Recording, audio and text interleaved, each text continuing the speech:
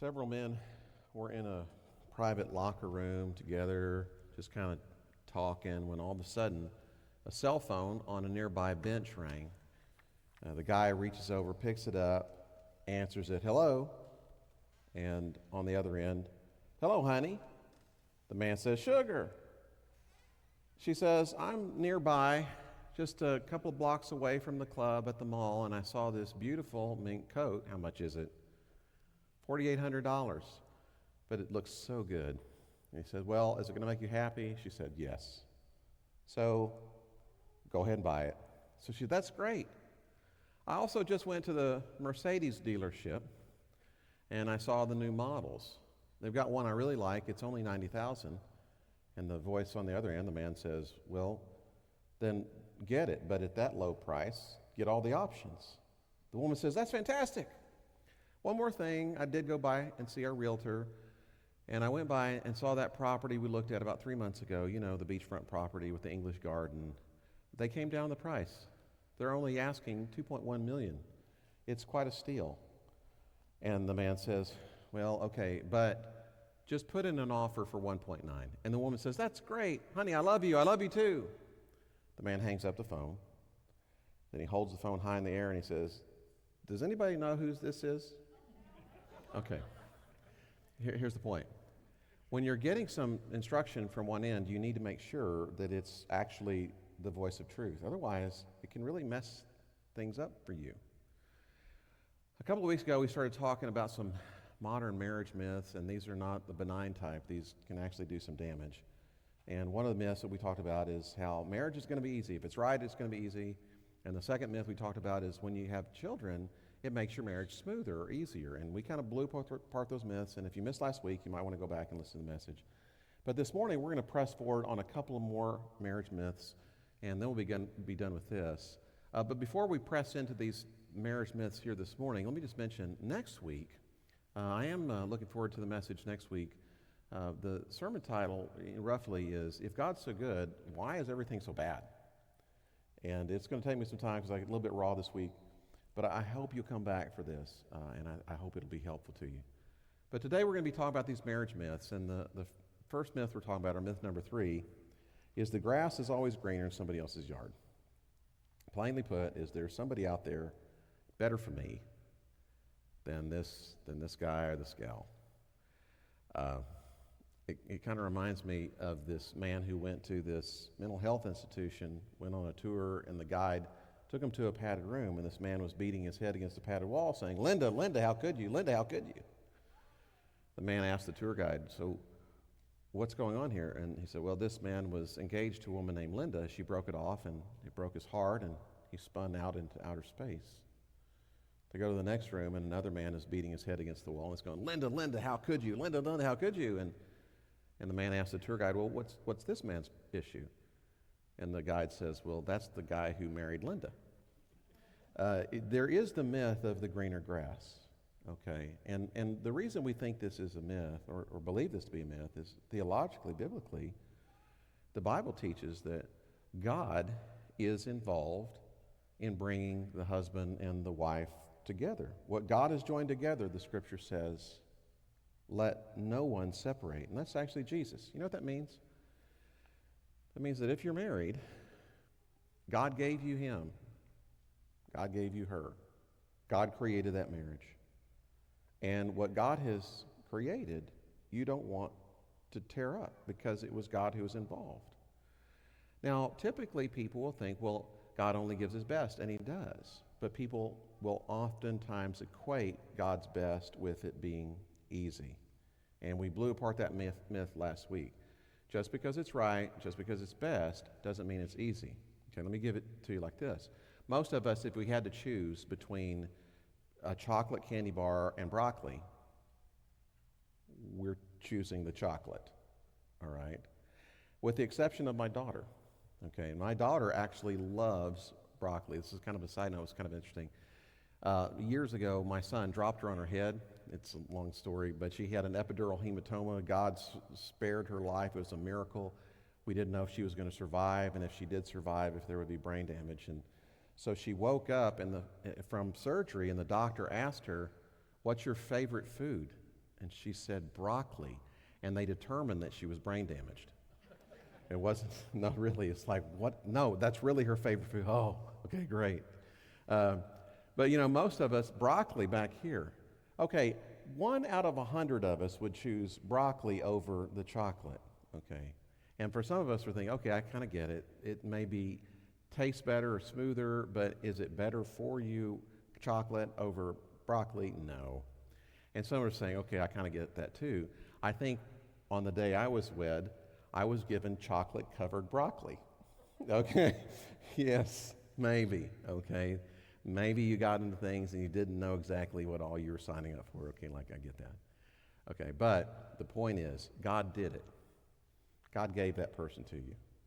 God created that marriage. Okay, God brought you together. So you need to value that person or that marriage for the gift from God that they actually are. God made Eve and Adam so that they fit, that they would be one. God made Eve special for Adam. God brought them together. So we have to be careful to accept what it is that God has given as the gift that it is. And so even if on occasion you think, well, the grass is greener in somebody else's yard, I'm going to tell you, one, I think you're wrong, but besides that, that other person's yard, that's not your yard. Okay? It's real simple. That's not your yard. You take care of your own yard because it's your yard. And what you ought to be grateful for always is that you even have a yard. There have been times in our lives where we didn't have a yard. We missed a yard. You got a yard. Some of us, like, hey, I want a yard one day. I get it. If you've got a yard, be grateful for your yard and be grateful that God's the one who gave you the yard. Let me kind of read something to you. I think this is going to be helpful. I find it to be helpful. This is from Jay Kessler. I don't normally like to read things this long, but just kind of stick with me. He says, one time, when I was much younger, I was flying to Denver on business, and a young woman in her 20s was sitting next to me. As we were flying, I noticed she was crying. I wondered if I should say anything or just respect her privacy, but after several minutes, I finally said, is there any way I can help you? I don't know, she said, then looked away. Well, I'm involved in youth work and Youth for Christ, I said, and I'd be happy to just talk to you if that would help. She began to open up then. She said she'd been engaged to a young man and she'd just learned that he had run off to marry another woman. The worst part of it is I'm still a virgin, she said. She went on to say that she had always believed that if you kept yourself pure, everything would turn out right. Now she decided that since a wild girl had stolen her man, her remaining pure had been to no avail, and she was going to go to some ski lodge and make up for lost time. You think it's worth giving up what you've always believed because of a painful experience, I asked. I don't know, she said, then sank into silence. Finally, she continued, well, where are you staying tonight? I told her, and she said she was staying there too. Then she suggested that maybe after we arrived, we could have a couple of drinks together and see how the evening turns out.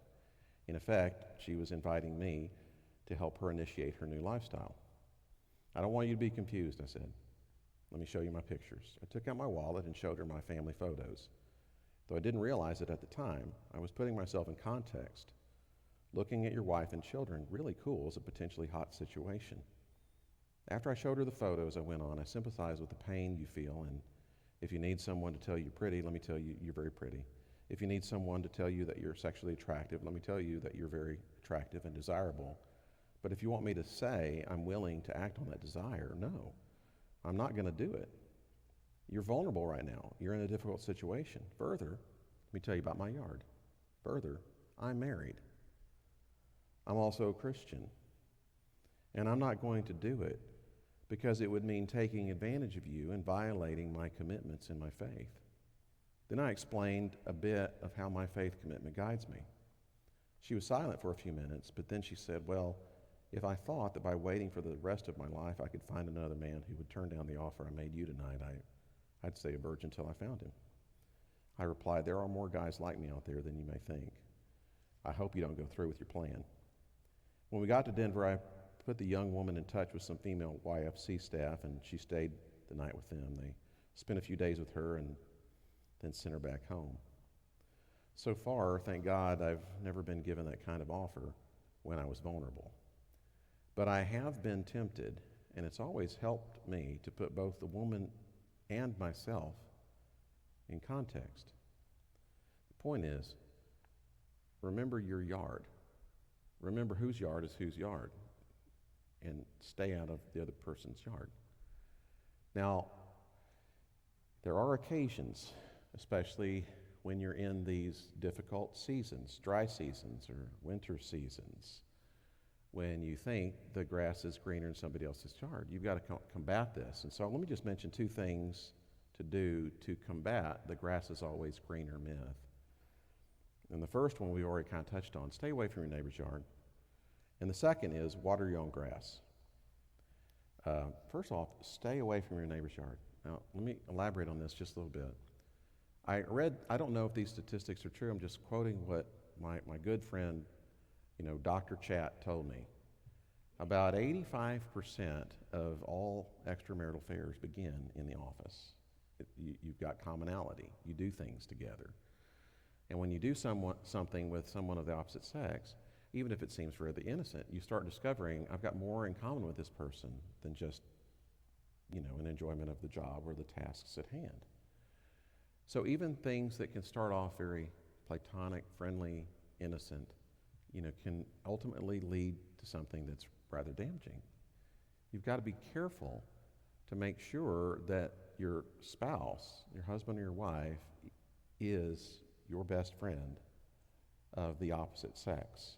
And that oftentimes comes from making sure that you're doing more with that person than you are with any other person of the opposite sex. You've got to be careful in this arena. Gene and I, we watch Blue Bloods. I don't know, have y'all heard of that or seen that? Okay, Tom Selleck and who's the other one? Donnie Wahlberg, or a couple of the actors in it. It's one of our favorite shows. It's some New York City police people. They're in a family together, and they've got interesting lives and all the rest. And Donnie Wahlberg plays the part of Danny Reagan. And I like the show, but the one thing that kind of bothers me is how the officers are always partnered up with officers of the opposite sex. And that's actually not true. In New York City, I checked this out, 13% of all the officers are women, so you don't always get paired up with women. But for some reason, Danny Reagan always gets paired up with women. And you know how it goes. They're out there all the time riding around together, and they're solving crimes, and they're busting bad guys, and they're saving people's lives, and they each have each other's six, and they do interesting things together all day. And then Danny comes home to his wife, who nags, "You're not home enough. You need to understand my life better." And I'm thinking, Danny doesn't need another yard. Here's what Danny needs. Danny needs a partner who looks more like Danny DeVito and less like J-Lo, okay? I mean, it's just, you got to be careful. And when it comes to doing things together, there are studies that show this. I was a social psychology major for a while. I thought it was kind of interesting. Couples that play together stay together. The more you do together, the more you have in common, generally, the stronger your relationship's going to be. The converse is true. To the degree that you're sharing a lot in common or doing a lot of things together with someone of the opposite sex, to that degree, it's also weakening your marriage. You've got to be careful to make sure that in your marriage, your best friend of the opposite sex is your husband or your wife. That's always been true for me and Jean, and I will tell you, honestly, there have been times where I don't know that she's been my best friend. She's been my best friend of the opposite sex. We're at this season now where I'm actually her best friend and she's my best friend, and it's fun. But you got to be careful on this. You got to be careful not to give the devil opportunity. Here's how it's put in Ephesians chapter 4, verse 27. Don't give the devil an opportunity. Certain behaviors or certain situations can lead to temptation, and of course temptation, leads to sin. You be careful. So for me, I don't know this is just a pastor thing. I was taught this, and this is what I do. I'm not alone with women up at the church. I don't ride with women alone in my car. I don't go over to a woman's house and I'm alone with her. I'm never alone with women. Outside of like a public setting where other people can see. That's just what I do. And I know that if I violate those boundaries, I'm violating boundaries or rules that I've laid down for myself. I laid those down for myself. It's not really in the Bible, but I've laid those down for myself. And I know that if I were to violate those boundaries, it would be probably pride. And you know where pride leads, right? Pride goes before destruction, a haughty spirit before a fall. Now, I do consider myself to be, kind of normal. I was one of these people that, honestly, it was just, I waited for my wife, she waited for me, and it was just us. And I don't think anybody's ever even remotely thought that I was getting creepy or weird, okay? I've got it together with regards to my wife. I'm still not going to put myself in those kinds of situations. It's just not smart. I know a guy who got fired, a friend of mine years ago, got fired from a job because he refused to go on trips with his secretary. He had to go to conventions or sales meetings and stuff, so I'm not going to do that. And his wife said, I don't want him doing that. And he got fired from his job, and they were both okay with it because they thought that's not a good idea. Now, just to be clear, since I brought my wife up, she is very secure in our relationship. She knows I love her. We get that. In fact, even though these are my rules, they're not her rules, she says that she's fine with me spending time alone, or even a lot of time alone, with an assistant or a secretary who is attractive and compelling and magnetic and friendly and even beautiful, as long as he is good at his job, okay? So that's how it works. Now, it's not just staying out of your neighbor's yard. You need to not even get in close, okay? Don't just stay out of their yard. Don't be leaning over the fence either, okay? Here's how it's put over in Proverbs chapter 5, verses 7 through 9. Now then, my sons, listen to me. Do not turn aside from what I say. Keep a path far from her and do not go near the door of her house, lest you lose your honor to others and your dignity to one who is cruel. The EJV is going to be a very popular translation one day. It's the Ernest Jones version. Don't be a bozo. Keep a healthy distance, lest your life become toast. Okay? Don't just stay out of the house. Don't even get up to the door. Okay? You stay away from it. You walk on the sidewalk on the opposite side of the road. Okay? You get it. Stay in your own yard. Stay away from somebody else's yard. Beyond that, number 2, water your own grass. If your yard does not look like the fairway of Augusta National Golf Course or something, that's not your yard's fault. Okay? Water your own grass. Maybe the attention that you've been giving to somebody else's yard would be better directed toward your own yard. Just water your own grass. Now, I have discovered from watering grass that the more I water, the more I've got to cut. It's really painful that way. If you want a yard that looks good, you can't give a little bit of effort. Effort becomes more effort, becomes more effort. If you want a good-looking yard, it requires effort that is consistent and ongoing. It's not like, I'm going to go to a weekend retreat, fix up a bookshelf, and then I'll leave it for a year, and everything's going to stay put. When you're dealing with life and organic relationship, it's constant attention. But you can't complain that your yard isn't as good as your neighbor's yard if you're not putting effort into your yard. Now, the problem is we do want to complain. We don't understand how much work goes into it. There's this really interesting Proverbs chapter 21, verse 25. It says, the craving of the sluggard will be the death of him because his hands refuse to work. In other words, even the sluggard, even the lazy person knows they need to eat. And they know they're not going to eat unless they work. But then they'll still starve to death because they don't want to work. Some of us, we know these things to be true. I know I need to put some effort in. I know I need to have a conversation with my wife. I know that I need to be more vulnerable. I know that I've been getting these signals from him or from her that we need to make these adjustments. And then there's no follow-through or there's no vulnerability or there's no conversations.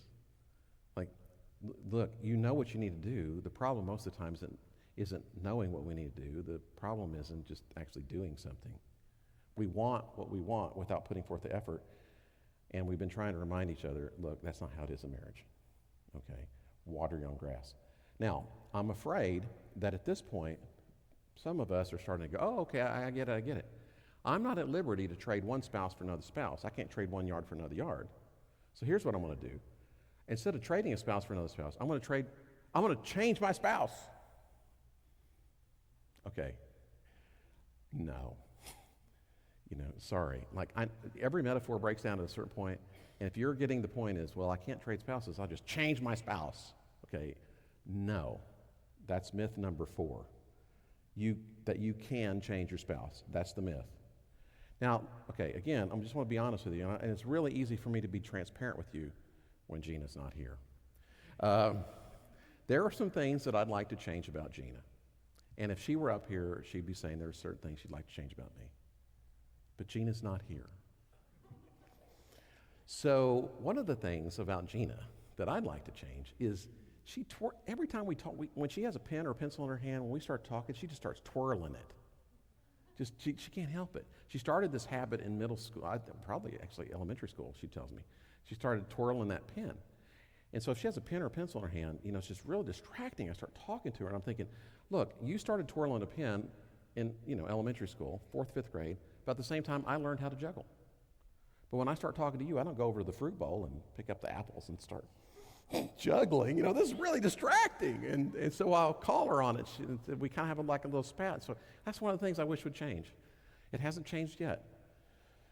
Now, there are things about me that she would like to change. There are, okay? One is that I snore, or so she says. But that brings me to one of the things I like to change about her. Her hearing's too sensitive. But I'm working on it, okay? I'm trying to work on that. She actually, a couple of weeks ago, we sat down, we were talking about her marriage, and there were some things that she wanted to change in me. And there was a whole bunch of them, but I can't remember any of them because I wasn't listening. Anyways, okay, I'm kind of kidding. There are things, it doesn't matter how long you're married, there are things you kind of want to change or wish were a little bit different. Okay, and I'm not saying that we shouldn't be willing to make adjustments. Okay, we ought to be humble, and we need to think about ways that we can make adjustments to better serve the other person and to bring out the better in the other person. Submit to one another. Here's what the scripture says. Submit to one another out of reverence for Christ. There ought to be a willingness for me to submit myself to her needs and her to submit herself to mine. There is that willingness. But that is not the same as forcing the other person to change. Okay, let me put it to you like this. In Ephesians, I don't have the verses up there. In Ephesians chapter 5, it says, wives, submit to your husbands. That's what it says. It does not say, husbands, make your wives submit. Okay. It also says, husbands, love your wives like Christ loved the church. It doesn't say, wives, crucify your husbands. Okay, you with me? It's one thing to willingly enter into the needs of the other person, to serve the other person. It's another to make the other person into your slave. Put a little bit differently, while we willingly bend before each other, we do not bend the other to our will. Okay? Or let me put this a little bit differently. I know, and this happens in marriages, and this happened in ours when we were younger, I think more so. When I hold my love hostage until the ransom is paid, until the ransom of change is paid from the other person. If I hold my love hostage till they change, well then that's not love at all. That's not Christian love at all. That's not how God wants any of us to relate to anybody in that way. Oh, I'll love you, but only if you first become exactly the person that it is that I want you to be. Because how you are right now, I'm not going to love you like you are. I'm going to love you when you become who it is I want you to. So I kind of tricked you. I was the chocolate-covered broccoli when we got married, but you had no idea just how bitter I could be. And so now that I got you, I'm going to change you, and I'm going to withhold my love until you pay the ransom of change. That's not love at all. I'll love you if you'll be who I want you to be. This messed upness happens in marriages so frequently, and it happens a lot early on because we think, I'll marry this person and then I'll change him. It's a terrible, destructive myth. The turning point, let's put up the next slide. The turning point comes in our marriages when we stop looking for the spouse that we want and we start loving the spouse that we have. That is essentially the starting point of the deepest type of love, unconditional love. Here's how we're told to love over in Romans chapter 15, verse 7. Now, this doesn't just apply to marriage, it applies to every relationship. Accept one another then, just as Christ accepted you. Earlier in the book of Romans, Romans chapter 5, verse 8, it says, "But God demonstrated his own love for us by doing this, that while we were still sinners, Christ died for us." Christ didn't say, "I'll get up on the cross and die for you as soon as you get your act together, get the pieces put together, and then you get all cleaned up, and then I'm going to kind of go for it." That's not the way that it works. Here's how I love you. I'm going to love you right where you are in this moment. And it is his love that transforms us, but he doesn't withhold his love until the ransom of change is paid before he loves us. He loves us before we do anything. And that's why we love him, because he first loved us. But it's not conditioned upon us changing. His love changes us because it's unconditional. Isn't that how we're supposed to love each other? Unconditionally? Now that has to at least apply for marriage. Love your neighbor as you love yourself is what the Bible tells us. Well, who's your closest neighbor? The person who lives under the same roof with you. Maybe one of the reasons that God brought people together or created the institution of marriage is to put us in a place where we had to learn to love our neighbor as we love ourselves. I got this email from a fellow who watches the services online. He's never attended this church. I didn't pastor him in my past. But he watched last week's message about the difficulty of marriage and the difficulty of children and dry seasons and all the rest. And here's what he wrote. He said, "What happens if we don't get out of the relationship what we put in?" I have been studying through Luke and just past the Beatitudes about giving without expectation. And if someone takes something of great worth to you, your cloak, give him your shirt also. I came to a time in my marriage where I had to understand that regardless of what my wife provides me, it is still my calling to love selflessly in all situations. Sometimes that's very hard. It might be that one of the biggest drawbacks to living alone is not that you don't have companionship. It's not that you don't have intimacy. It's that you can't give those things unconditionally. I believe that in my marriage, because of my marriage, and not just because of Gina, and she is wonderful, I love her, but because of 32 years of marriage, I've learned to become more free with my money, more free with my time, more free with my heart. I've learned to become a little less selfless, maybe a whole lot less selfless than I used to be. I don't know. It happens so slowly sometimes. I know that there are a lot of things in me that changed that wouldn't have changed had I not been in this marriage. And not just any marriage. There was a time that Gina and I kind of hit we'd been married 12 years. I was like, okay, 20 years ago now. And we weren't entirely sure that we were going to make it. And I'll spare you all the details because I'm not at liberty to share that with everybody, but I will say this. Her sticking with me and me sticking with her and us fighting through things that were maybe unresolved from childhood or maybe just embedded in our flesh. I never would have crossed certain bridges that I crossed had it not been for marriage and the faithfulness of my wife. And I think there are certain bridges she wouldn't have crossed had it not been for our marriage and the faithfulness of me to stick it out through a very difficult season. If it hadn't been for Gina and it hadn't been for the gift of marriage, I would not have grown nearly as much or nearly as quickly as I did. And so here's the good news in all this. The good news in all this is, man, if even when your marriage is a little bit difficult, or even when the children are difficult, or even when you're going through one of those seasons like adding preschoolers to the family, or teenage years, or empty nesting, or something else, even on those occasions when you are tempted to fantasize about the greener grass in somebody else's yard, even in those difficult times, you can still thank God for your marriage because God is using your marriage to help make you like Jesus. And that's God's agenda for your life, for me, for single, married, divorced, widowed, teenager, child. If you're a believer and you're a member of the family priest revealing Christ, listen. God is accomplishing what he wants to accomplish for you, which is to remake you into the image of his Son. And that's the highest agenda imaginable, because he wants us to live holy lives of challenging distinction where Jesus Christ is being revealed. And at least for me, I know that I would not have moved along in my reformation into the image of Christ nearly as effectively or nearly as quickly had I not been married. So even in the difficult times, thank God for your marriage. It's a great design. Let's bow for a word of prayer.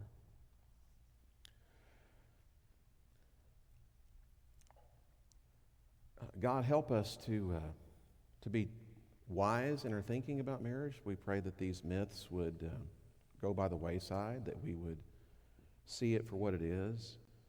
And Lord, I do love my wife. She loves me, and we enjoy one another, and it's great. But marriage is difficult, and children do add some stress, and on occasion, in light of our own selfishness and maybe even laziness or short-sightedness, we start looking at other yards. And Lord, I just pray that you would give us the wisdom to move past all of that and to allow your agenda to happen in our marriages, which is to change us into the image of Christ. Lord, we don't have an agenda. I don't as a husband, and Gina doesn't as a wife, to just change me. But the reality is, in that context, in that yard of unconditional love and thoroughgoing commitment, I have changed. And I'm grateful for it. Lord, grow us up in our thinking. Help us to embrace your agenda. And may Jesus be more and more in us, and the old man or the old woman to become less and less. May we become more and more of who you've designed us to be, called us to be, and less of who we used to be. That Jesus would be seen in us individually, and that Jesus would shine through in our marriages. We ask all of this in Jesus' blessed holy name. Amen.